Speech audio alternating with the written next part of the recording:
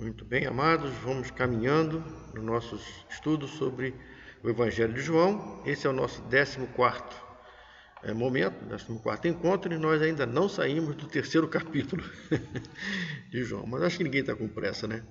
Nós já vimos nesse 3º capítulo que Nicodemos vai se encontrar com Jesus, a calada da noite. Nicodemos, homem influente, homem rico, um homem considerado. Mas ele vai porque ele vê que Jesus tem algo diferente. Ele vê que o Nazareno é diferente dos demais. E Jesus começa a conversar com eles, um diálogo importantíssimo para nós, e Jesus logo destaca a importância de um novo nascimento. A maior urgência das nossas vidas é esse novo nascimento. Essa é a tônica desse diálogo entre Jesus e Nicodemos. Você pode entrar no céu sem fama, você pode entrar no céu sem fortuna, você pode entrar no céu até mesmo sem religião, mas jamais, jamais sem experimentar o novo nascimento. Sem o novo nascimento, a nossa religião é vã. Esse novo nascimento é uma obra de Deus, onde Ele mesmo toca o nosso coração, nos regenera para uma vida eterna com Ele. Se você não permitir o toque regenerador do Espírito Santo, jamais entrará no reino de Deus. A inclinação da nossa carne é sempre inimizade contra Deus, é sempre por mal. E sem esse novo nascimento, nós continuaremos amando mais o mundo e as coisas que nele há, do que nos deleitarmos com as verdades do reino de Deus. Nascer da água é deixar ser purificado pela palavra de Deus, pelo evangelho do reino, pelas boas novas da salvação. E sem a purificação da alma, operada pelo Espírito Santo, mediante a palavra de Deus, ninguém pode entrar no reino de Deus. Aí Jesus comparou a obra do Espírito com o vento. Nós não conseguimos entender essa obra, mas podemos sim evidenciar os seus resultados. O diálogo entre Nicodemos e Jesus, que João está relatando, continua. E no versículo 9, nós vamos encontrar assim. Então lhe perguntou Nicodemos: como pode suceder isso? Acudiu Jesus: tu és mestre em Israel e não compreende essas coisas? Você que estuda tanto a Torá, o Antigo Testamento, os profetas, você não consegue entender isso? Aí Jesus fala no versículo 11: em verdade te digo que nós dizemos o que sabemos e testemunhamos, o que temos visto. Contudo, não aceita o nosso testemunho. E se tratando de coisas terrenas, não credes? Como crereis se vos falar das celestiais? Ora, agora Jesus vai falar para ele: ninguém subiu ao céu, senão aquele que de lá desceu, a saber, o Filho do Homem que está no céu. Do modo porque Moisés levantou a serpente no deserto, assim importa que o Filho do Homem seja levantado, para que todo aquele que nele crê tenha vida eterna. Aqui, uma chave. Parece-nos que Nicodemos não conseguia entender bem o que é ser totalmente transformado. Parecia que Nicodemos não conseguia entender o que é nascer de novo. O que é receber um novo coração, um novo nascimento? Que novo nascimento é esse que você está falando que é uma obra de Deus, que é uma obra divina? Então parece-nos que as dúvidas de Nicodemos podem ser muito bem as de muitos irmãos. Nicodemos ainda não estava entendendo. Então Jesus vai mudar a didática. Bom, Nicodemos, já que você não consegue entender das coisas lá de cima, que estou falando aqui, então vou falar daquelas coisas que você conhece. Vou falar das coisas que você, como mestre da lei, como fariseu, você conhece muito bem. Aí Jesus passou de uma explicação baseada numa profecia de Ezequiel, sobre o nascer da água e do Espírito, para uma passagem mais conhecida, citada no livro de Números, sobre a serpente de bronze levantada no deserto. É o Senhor Jesus tentando explicar para Nicodemos e para nós uma coisa que é difícil para nós conseguirmos entender. Esse relato de Jesus aqui agora sobre a serpente certamente era muito bem conhecida por Nicodemos.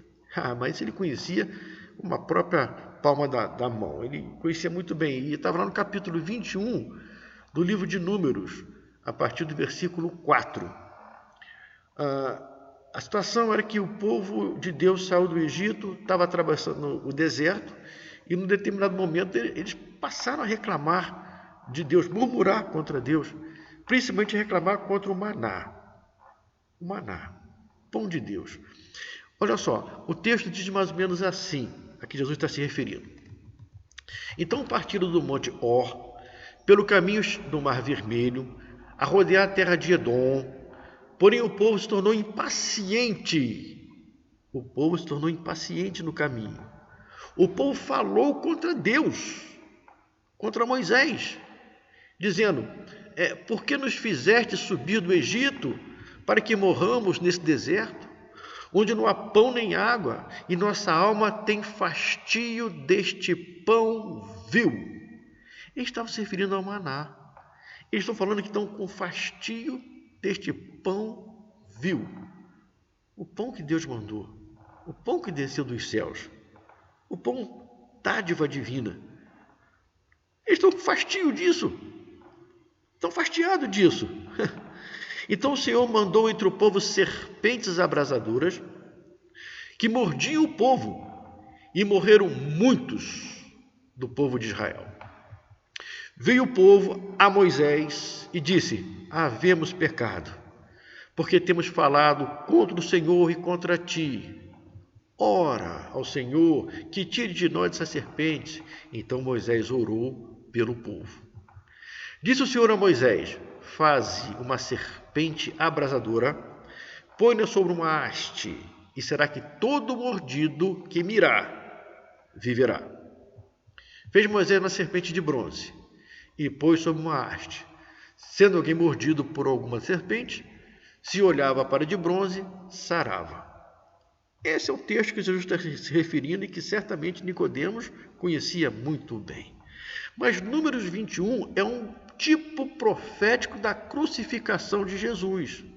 Sim, o Números 21 é um tipo profético da crucificação de Jesus. Para nós hoje, é muito fácil entender isso.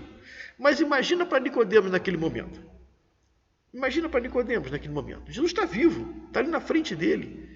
E Jesus fala que importa que o filho seja levantado, como a serpente foi levantada no deserto. A cabeça de Nicodemos devia estar girando a mil. Mas olha que interessante. Em ambos os casos, tanto no deserto quanto na crucificação de Jesus, em ambos os casos, a morte representa a punição pelo pecado. Lá no deserto, o povo murmurou, via a serpente, pecava e eles morriam. Nós hoje, que não olhamos para Cristo como nosso Salvador, estamos perdidos. Em ambos os casos, foi Deus quem proveu o socorro. É Deus quem proveu o socorro.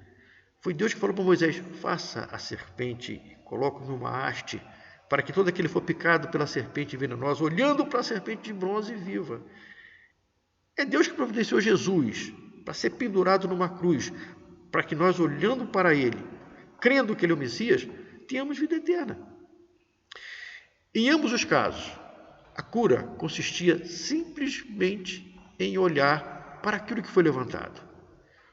Tanto no deserto, bastava olhar para aquela serpente de bronze para ser curado, como para nós, olhando para Jesus, também tenhamos a nossa salvação. Mas tem uma grande diferença, mas uma enorme diferença entre os dois casos. A serpente de bronze livrava as pessoas da morte física.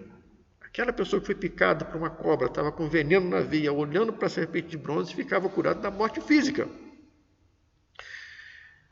Quem olha para Jesus na cruz, crendo que ele é o Messias, se livra da morte eterna, da segunda morte. Aí está escrito no versículo 14, e do modo porque Moisés levantou a serpente no deserto, assim importa que o Filho do Homem seja levantado, para que todo o que nele crê tenha vida eterna. Aqui está a resposta para Nicodemos. Você, Nicodemos, poderá nascer de novo, sim, quando você olhar para o Filho do Homem crucificado e crer que ele é o Messias. Você, Nicodemos, poderá se livrar da morte eterna, assim como seus antepassados, Nicodemos, se livraram da morte por picada da serpente no deserto, simplesmente olhando para a serpente de bronze que Moisés fez obedecer na ordem de Deus, e eles ficaram curados, Moisés, ou Nicodemos. Assim também você, Nicodemos, poderá se livrar da morte eterna quando você olhar para Jesus crucificado e crer que ele é o Messias. É difícil, né? Para Nicodemos era muito difícil. Assim como a serpente levantada no deserto não era uma serpente de verdade, era um artefato de bronze que representava as serpentes verdadeiras, as serpentes venenosas. Jesus Cristo, crucificado, sem pecado, representa cada pecador que nele crê.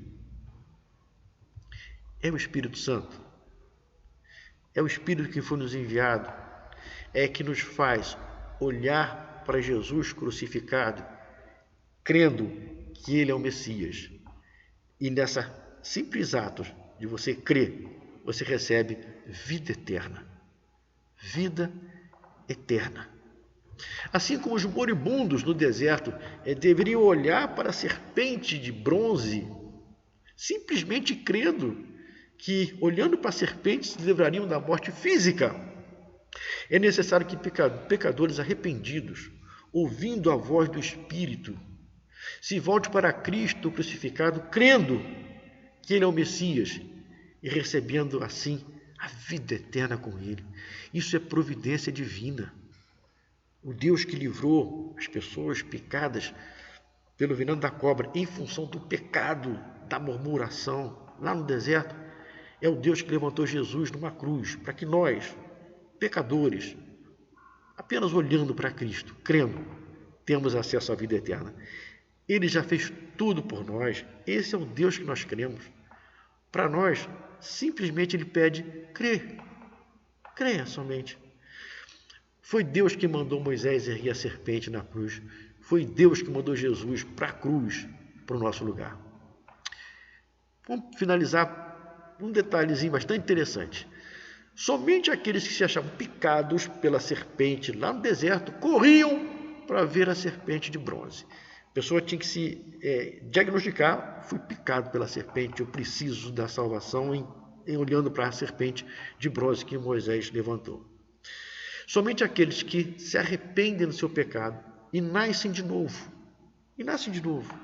da água, do Espírito, do alto, somente aquele que nasce de novo se reconhece pecador, olha para si e vê quão desgraçado nós somos. Somente assim nós corremos para Cristo e nos prostramos para Ele, dando a Ele a majestade que Ele merece. Somente o nascido de novo pode olhar para Jesus Cristo como seu Salvador. Somente aquele que experimentou o novo nascimento vai entender que Cristo é o nosso único e suficiente Salvador. Vamos parar por aqui? Daqui a pouquinho vem mais. Fiquem todos